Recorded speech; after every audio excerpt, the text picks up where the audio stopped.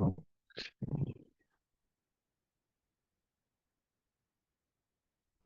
it's nearly 2 minutes past 2 p.m. Central European time.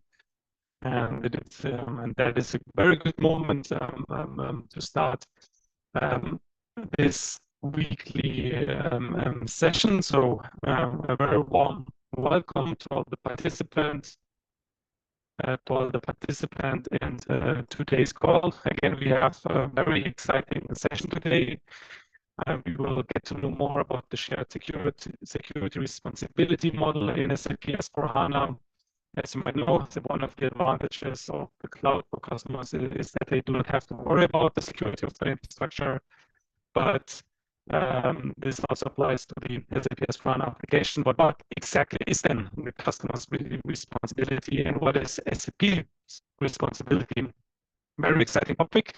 As always, please post your question in the Q&A section, and we will answer them after the call. With that, I highly welcome Patrick Boch, Product Management, SAP S/4HANA Security, to our today's session. Patrick, show is yours.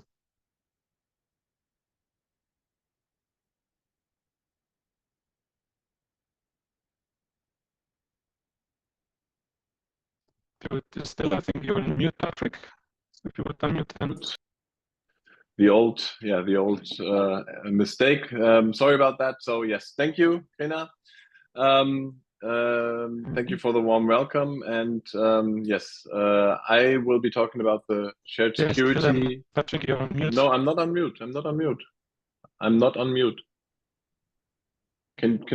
So apparently you can't hear me. I'm not on mute. Yeah. Okay, so I guess everyone can hear me. I received, yeah, okay. It looks like everyone can hear me. So, okay, again, the shared security responsibility model. And the title actually says it all, because it says SAP S/4HANA Cloud. It doesn't specify whether, in this case, it's the public or the private cloud. And for a reason, because in general, I will be talking about the both deployment options, private and public. But the main point is actually the difference between an on-premise version and a cloud version. There are differences between the private and the public cloud, of course, which I will detail in a little bit. But the main difference is actually between the on-premise world and the cloud world. Or to be, or if you look at it from a general cloud perspective, always the application is within the responsibility of the customer. The details, especially between private and public cloud, is something I will talk about. But the main message will be that most security settings, security operations, security monitoring, threat detection, all that kind of stuff is within the responsibility of the cloud provider, or in that case, SAP, of course. Networking, security management, database management, operating system management, of course, the underlying hardware, so the platform administration and the sort of bare metal in terms of network storage, computer servers, data center, and hardware. All of this is within the responsibility of the cloud provider. And you as a customer only have to deal with the application as such.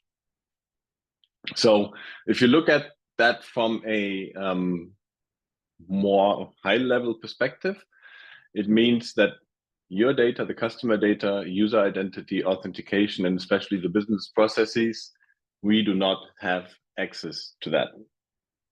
This is fully your access, also fully your responsibility. The application access is, from our point of view, restricted to operations and admins, who will obviously need to maintain the application or do sort of technical administration, whereas you as a customer have the end user access, and everything below that, application server, database, operating systems, the hardware resources, is all managed by SAP. Now, I'd like to take a little detour here because one of the things where the shared responsibility is also very important, besides the security, which we're talking about, is auditing. When or let's start with the 3-layer model. So you have the business processes on top, which are audited by the respective companies. But in order for the business processes to function properly, of course, the IT applications beneath that and the IT infrastructure also needs to function properly. I'd like to go a little bit into this because when I started the security product manager role about 4 years ago, we received a lot of questions because I wouldn't say that the cloud was relatively new, but the cloud at SAP, especially the public cloud, was picking up traction at the time. And we've received a lot of questions from auditors or customers referring to what the auditors asked them to provide a specific table dump or specific information. And you could tell that auditors as well as customers are used to having a list from an SAP system. So you need to check this. You have the checklist and, just basically go through all the things. And obviously for an on-premise environment, that's the way to go. But for a cloud model, that's different. So again, we'll start at the business processes, which need to be checked, audited by the auditors. And that didn't change from on-premise versus cloud. However, the IT-related controls, so the IT applications, things like access management for the database, security configuration, password length, key management, all that kind of stuff, and especially the infrastructure is now managed by the cloud provider, so the customer or the auditor doesn't have to audit it at the customer side. So if you look at that fact for from a different perspective, starting with the different deployment models that there are, if you have an on-premise system, everything, of course, needs to be checked by the auditor directly. If you have infrastructure as a service, so hosting, in other words, so basically you're just renting the hardware at the cloud service provider, then still most of the topics, starting from the server operating system, needs to be audited directly. But the hardware, for example, already needs to be checked at the cloud service provider side. And that obviously the part which will be audited at the cloud service provider side grows depending on the deployment model. So for a platform as a service, where the service operating system, middleware, and the software stack is also managed by the cloud provider, this also does not need to be audited directly. And for software as a service solution, there's even less. So there's basically just the application and the processes controls which need to be audited directly at the customer side. Everything else is at the service provider side. Now, however,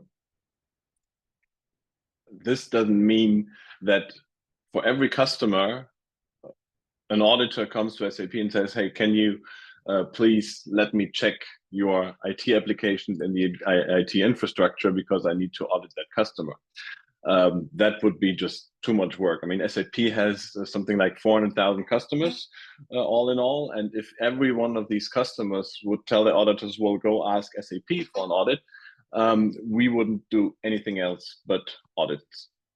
This is why the so-called SOC reports are there for. This is what they are there for.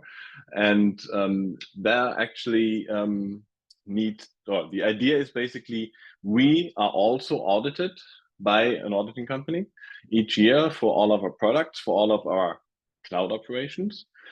And this audit process and the results, of course, are published in the SOC report, and the SOC report doesn't take the responsibility away from the customer to check all of the audit controls. But the idea is basically we were audited. Our auditing company said, yes, SAP is doing that properly. And then the customer just needs to, or the auditor from the customer just needs to check whether this is the case.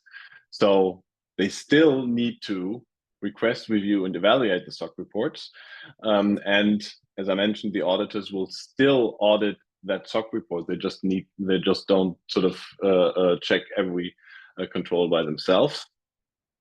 But nevertheless, if there are things which differ from what the customer expects or what the customer, what the auditor expects from the customer, then they would come to us and say, okay, what is going on there? What are the exceptions, for example? Can you explain them? And what were the results of that exceptions? So again, this sort of as a detour to understand how an auditor would see that and how an audit of a cloud solution would take place. We actually did that together with Deloitte because, as I mentioned, we were receiving these requests asking for the more technical people amongst you, asking for a table dump of, for example, SE16 or SU01, something which is quite common in a regular on-premise audit, but apparently this doesn't make sense in a software as a service environment, especially not in the public cloud. And together with Deloitte, we sort of did a dry run of an audit of the SAP S/4HANA public cloud in that case. And the results was that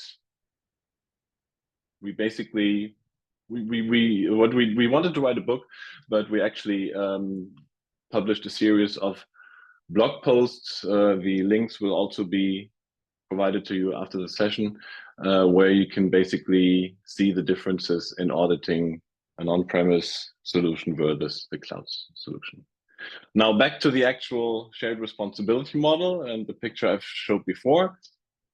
Again, the customer is responsible for the business's process and application usage. Everything else is not something which you as a customer have to worry about. And I think that's one of the key takeaways.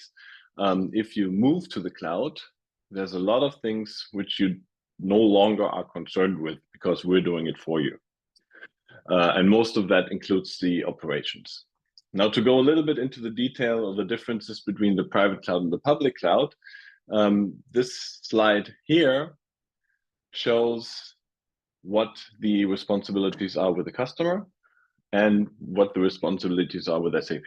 I'm not going to go in every detail of that, but what I wanted to show is, again, this is S/4HANA Cloud Public Edition, and the next slide shows the SAP HANA Cloud Private Edition.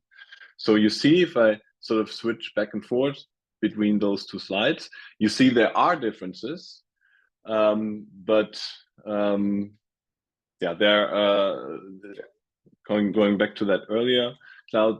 In general, you can say business processes, application, customer, everything else, cloud operations. But the devil lies in the details. And to show those details, I would like to take the secure operations map, which most of you hopefully have heard of. It's basically from our support colleagues who define topics and yeah, different topics, and within those topics, different subtopics which need to be considered when running an SAP system securely.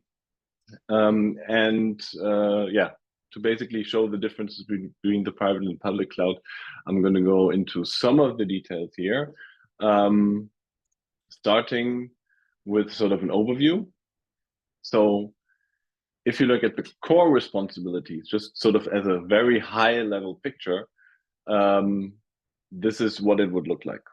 Of course, in an on-premise environment, the customer would be responsible for everything, for the environment, for the system. Oh, sorry. Okay.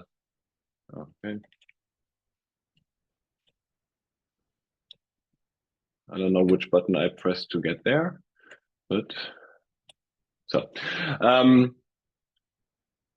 on-premise, the customer's responsibility for everything, starting from the environment, the system, the application, the processes, and obviously also the organization. In a RISE environment, so meaning the private cloud, the environment and the system are clearly the responsibility of SAP. The process and the organization are clearly the responsibility of the customer, but there's a sort of mixed area in the application. And I'm actually going, since this is a practical guide, I'm going into some examples later on. But if you compare that with the public cloud, you see that there's a larger blue area compared to the larger green area in the private cloud. And the reason is that if you look at it from a deployment model, RISE is what I would call a platform as a service, or it tends more towards a platform as a service, whereas GROW is a true software as a service, where a lot of things are standardized. There's still a lot to customize, but a lot of things are standardized, and that reflects in the responsibilities.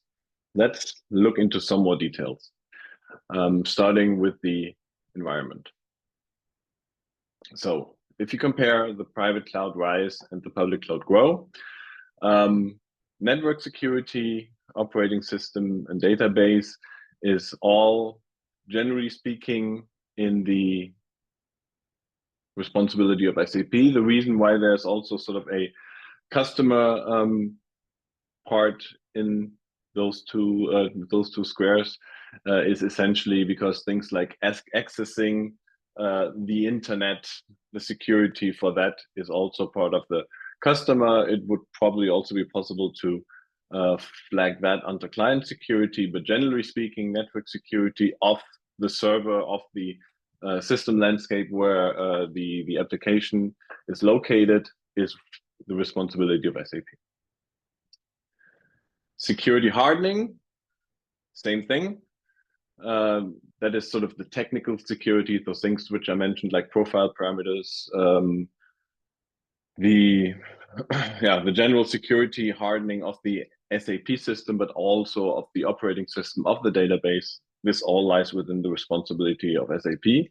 When it comes to secure code, however, we have the first deviation between RISE and GROW, because in GROW, conceptually, the secure SAP code, or the secure coding, so custom code for your company, is not as deep yet, the integration in there, as it is in the private cloud, which means that the custom developments and the security of the custom developments in the private cloud environment are within the responsibility of the customer, not SAP.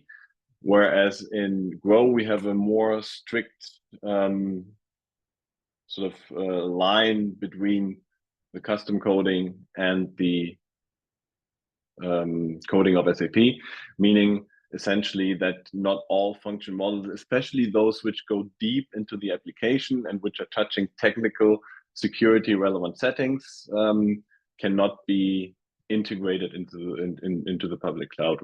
Whereas within the private cloud, you basically have all options that you would know from a on-premise environment. And that is also the reason, by the way, how we tend to advise customers to which solution to use. For smaller customers, for new customers which are which are implementing an ERP or an SAP ERP system for the first time, we definitely recommend to go into the public cloud. For those customers which are large, which have a historically grown SAP system with a lot of customization and especially a lot of custom code, it rather makes sense to go into the private cloud. Security monitoring forensics, depending on which level we are talking about, is also divided between the customer and SAP. So if you look at monitoring the network security, the firewall security, this is definitely our responsibility. However, if you look at the application monitoring, that is again within the responsibility of the customers. But of course, we as SAP we provide you with the tools to be able to do that. For example, the security audit log, probably the most important log which you have in an SAP system. The security audit log data is provided to you as a customer in both the RISE and the public environment, but there will be examples on that later on. Going on to the user and identity management. Again, there's sort of a divided responsibility here in the sense that, of course, everything which is related to technical access, admin access is responsible or is a responsibility of SAP, whereas the authentication, how you authenticate each user to your system is in both cases, RISE and GROW, the responsibility of the customer. Authentication SSO, of course, sort of part of user identity management. So again, this is within the responsibility of the customer. When it comes to roles and authorization, that's interesting. And again, there will be an example later on. In a private cloud environment, you basically, as a customer, you have full access to roles and authorization, with the exception, of course, of everything which is sort of technical admin. But generally speaking, you still have access to PFCG. So you can still customize roles and authorizations down to the level and the granularity which you're used to from an SAP environment. In a growth scenario, we have a different approach. We have what we call business catalogs, which are sort of the smallest entity of roles and authorizations. All of the objects are already sort of in there, but with these business catalogs, you as a customer can actually go ahead and sort of build roles which reflect your business processes for HR, for finance, for supplier management, for all of the processes which you have. So that's basically the difference between private and public when it comes to roles and authorizations. Custom code security, again, for what you can program or what you can develop in a private environment, as well as in a public environment with the extensibility options we have, it's the responsibility of the customer. And I'm sort of skipping this huge block on the right because processes, be it regulatory, compliance processes, data privacy and protection, fraud management, risk management, as well as the organizational awareness, security awareness, and risk management is all within the responsibility of the customer, regardless of whether we're talking about a RISE or GROW environment. These following slides are very text heavy, I would say, which is why I will not go into the details of all of them, but they will give you examples in, for example, the environment, what is the difference, or what SAP is doing, what you as a customer still have to do. The same thing goes for the system, so security hardening, secure SAP code, security monitoring, forensics, and of course, user identity management, authentication, roles authorization, and custom code security. But as I mentioned, I wanted to go into some details. So let's see what the differences are between the private and the public cloud when it comes to responsibility of the customers. So on the left side, you see what you are probably or might be used to, meaning the PFCG transaction, where basically is what you do is you take all of these objects and assign them to a role, and then you can also say whether it's just display or edit and all those different things. Very granular, and from my point of view, you probably have heard the terms of zero trust in the past. I would actually argue that with all the possibilities you have with really granularly building the roles and authorization in the SAP system, we've been living zero trust for ages now. I mean, of course, it depends on the customer, how they implement it, but nevertheless, the possibility to have true zero trust is something which you've always had with an SAP system. In the public cloud scenario, which is on the right, it not only looks different. I mean, of course, on the left, you have the good old SAP GUI, where on the right you have a Fiori app or a web UI in any case. And as you can see, I talked about the business catalogs marked here. So meaning the business role of a billing specialist in that example contains 10 business catalogs in order to enable the billing specialist to actually do their job. And obviously, as a customer, you can add business catalogs in there or remove them and things like that. That's all definitely possible. The point is that there are less options in terms of assigning objects, but it's more standardized, and obviously you're much quicker to market or to being actually productive than if you have a whole complex scenario ahead of you in the private or on-premise world. And that is why, depending on your requirements, it really depends on which deployment option you choose, whether that is the Grow or the Rise solution. Another example, security audit log. And here, again, on the left side, you will see the sort of old way of doing it, an on-premise screenshot that is. And you see that there's around 190 security audit log events which are being logged in the SAL. A lot of these events are very heavy technical events, which are happening on a very deep technical level. And that is precisely the reason why for the public cloud, we reduce those number of events. In the background, of course, we still have all these events. But what we do in the public cloud is we focus on those events which are necessary for you to analyze the processes and what happened in the processes in there.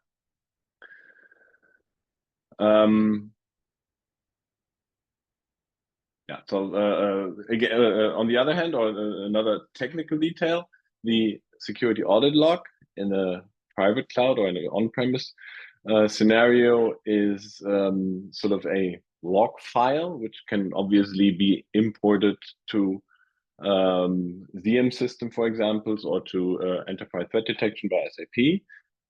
In the public cloud environment, you have the app, which is basically the screenshots you see here. But you also have an API which is in JSON format and which can also be fed into a monitoring system like SIEM systems. Next example, password policies. In the private cloud, there are some rules, of course, which we will sort of take as a default, but you can always make those rules stricter. What you cannot do, obviously, is make them weaker. That's not possible at all. But you still have more possibilities when it comes to password policies, for example, or other profile parameters in general. Whereas in the public cloud, from an S4 perspective, you actually don't have the option to change anything in S4 itself. Having said that, the way that S4HANA public cloud works is that actually you are using our identity services to log on to the S4 system, and in the identity services, of course, you also have possibilities to configure your custom password policies. There's other options. For example, one question which I often hear from customers: is it possible to restrict access to S4HANA public cloud to an IP range of your company's IP address range? And yes, that's possible. It's just not possible in S4, but you will have to use the identity services in order to do so. But yes, it is possible. Those are a few examples, and just to make the picture complete, the next slide basically shows the responsibilities of the regulatory process, data privacy, audit, fraud management, and the organizational topics, and that's all within the customer, the responsibility of the customers. Now, shortly, since I've been talking about a lot of the security things and topics which we do as SAP, I'd just really quickly like to go into what security features we actually offer in the S/4HANA Cloud. And those are basically what you would expect in a security setting for all of the industry standards that you know of. So starting with secure access, we support things like X509, so logging on with certificates, SAML, two-factor authentication is something we obviously support. The identity services will have to be used, but not exclusively, so you can integrate them with an identity provider which you already have. It's all based on SAP BTP, by the way. And besides those highlights mentioned here, obviously we support pretty much everything which is used generally in the industry as a standard when it comes to secure access. About users and permissions, I already mentioned the differences between the business catalogs and the roles and authorizations in S/4HANA Cloud versus S/4HANA Public Cloud versus Private Cloud. The audit logs is something which might be interesting because, as I mentioned, for the public cloud, we provide APIs for several logs, not only the security audit log, but also the business user change log, the business role change log. There's quite a few. There's also APIs which are providing the more static setting, so basically a security configuration dashboard. So there's quite a few APIs over there, and we'll be growing a number of APIs which will we be providing to you in the future. For the private cloud, there are, of course, the application logs from SAP, all of the ones which I mentioned, just not as a JSON API. But the colleagues from ECS also will provide you with a log or with the logs from the infrastructure. So the logs basically from the firewall, from the network, and basically everything which is below the application. That's called LogServe, and that's also something which they provide and which you can use for further analysis or for security monitoring. When it comes to secure communication and encryption, again, all of the industry standards that are out there are basically supported by SAP. So things like TLS 1.3 these days, AES 256, we basically have the more or less the latest and greatest when it comes to encrypting everything. And we're also encrypting at every point where we can encrypt, meaning encryption of data at rest, encryption of data in storage, encryption of the communication channels between the different components. Everything is encrypted. Security configuration. We have our secure by default program, of course, where we basically, if you install a fresh SAP system, all of the settings are in their secure value or most secure value by default as possible. Sometimes it's not possible because it requires custom interactions, but where it's possible, we always enforce that. And within our cloud environment, obviously, we do that as well. We automatically deploy security patches, which is true not only for the SAP application as such when we are talking about the public cloud, but it's especially true for the underlying components, operating system, database, what have you. Again, there's a small difference between the private cloud and the public cloud. In the public cloud, we have maintenance windows where we basically do the patching for all of our public cloud customers. In the private environment, it's a little bit closer to what you are used to in the on-premise environment, because there might be some patches which need a restart or which need some processes to be halted for a certain period of time. This is why we always get in dialogue with you as a customer in order to when do we actually do the patching of the SAP components. Yeah, I have everything else, protections against malicious attachments, obviously, that's all built into our cloud operations. For the data protection feature, I always used to say that there are, or the data protection just generally, I mean, data protection is very complex, I know that, but generally, and that also goes for the data privacy tools here on the bottom. Generally speaking, there are things you need to do in order to protect customer data or private data, which are things like you need to have a good password security. You need auditing capabilities. So there's things which you need to do. And all of this is something we either provide with the solution as such, or obviously in our cloud operations.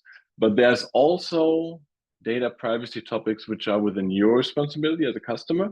And for those, we give you some tools in order to help you retaining data privacy, such as the information retrieval framework, information lifecycle management, or the read access logging. So these are very quickly the security features which we do offer. And in order for you to look at or find those features and know how to use them, we obviously have documentation, the help portal, our support colleagues, but generally speaking, for the Wise with SAP, when you're looking for how to securely set up the system, we have the security guide for S/4HANA, which has been around for a while. It's a pretty long document, but most of this is relevant for Wise as well. Whereas for Grow with SAP, we have the help portal, Protect Your SAP S/4HANA Cloud here in the background. But we also have the security recommendations, meaning that those settings which you are responsible as a customer, we will give you some recommendations on how to set them. And this is basically everything when it comes to the security of the public and the private cloud. We do have some additional security services and solutions.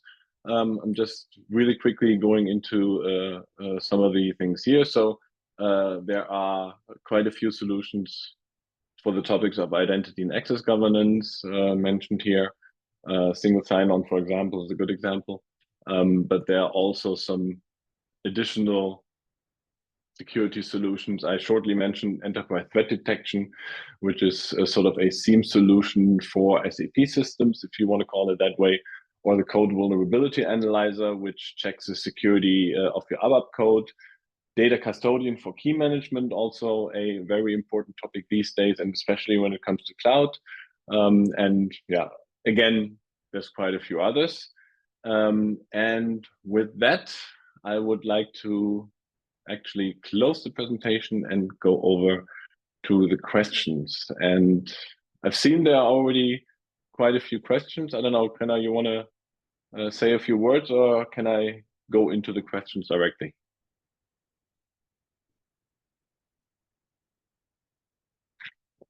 Yeah, I'll go into the questions directly. So the first question was that I'm reading it out. My last information, SAP has roughly 6,000 customers RISE and 1,000 live. What was the 400 million figure? Well, I didn't really. 400 million SAP customers would be something which would be nice for SAP, but we don't have that many. We have 400,000 in total. But that obviously includes smaller solutions like SuccessFactors or Concur. So I don't know about whether the 6,000 and 1,000 is currently the correct number, but yeah, it's not 400 million, it's 400,000. I might be wrong there. 75,000 customers in total. Again, I think it depends on the solution you're looking at for S/4HANA, or let's call it the entire ERP world, because some customers are still on the older versions than SAP HANA. I think 75,000 sounds about right. Next question, is the public list available comparing RISE on-premise and public cloud for the security audit log? There is not a comparison as such, but that's actually a good idea, because all of the information is public. You have the information of what is included in the security audit log for an on-premise environment. You also have the information what events are logged into the public cloud. So definitely something I would like to take away to actually maybe put that in a blog post or something, but thanks for the suggestions. And yes, the slides will also be available for or after the call. Next question is, does an API for the HANA audit trail exist? In RISE is a full question. I am not sure. I don't think there's a JSON API yet, but I think in generally the information from the audit trail is retrievable, but I'm not sure whether there's an API. Okay, for RISE, for Grow, no, there's no API for the audit trail in Grow, so the public cloud. What are the SOD solution for public cloud? GRC available for Woolset, or can it be integrated with customer IGA or IAG? I assume that should read, because that's basically sort of the, that might actually be on the slide. Let me check.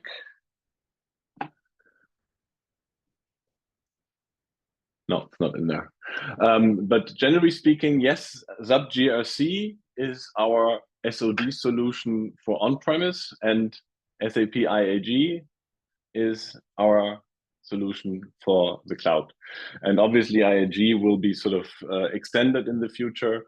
I'm in discussion with the colleagues from IAG, and in fact, in order to bring some of the topics forward.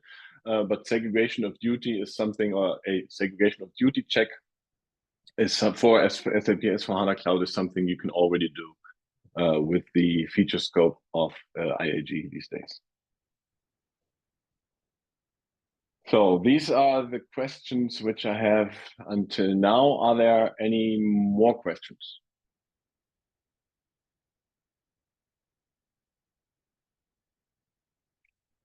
You can also raise a hand, I think.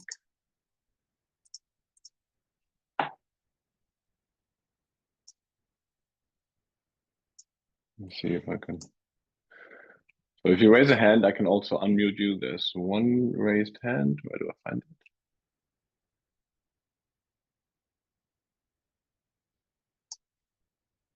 it? Are there any more?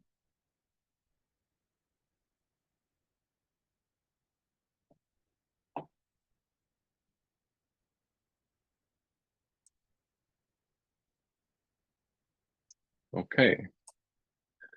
In that case, if there's no further questions, I'm happy to hand over to Krina again and close the session.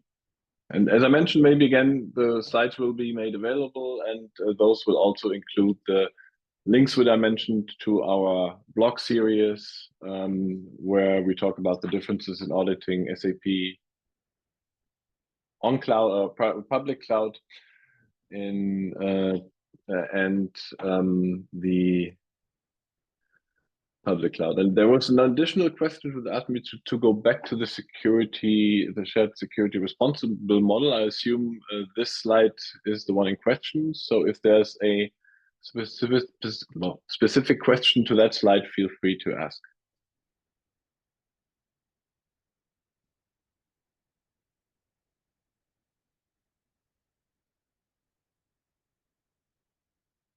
Okay, no specific question. In that case, thank you, everyone. Thanks for taking the time.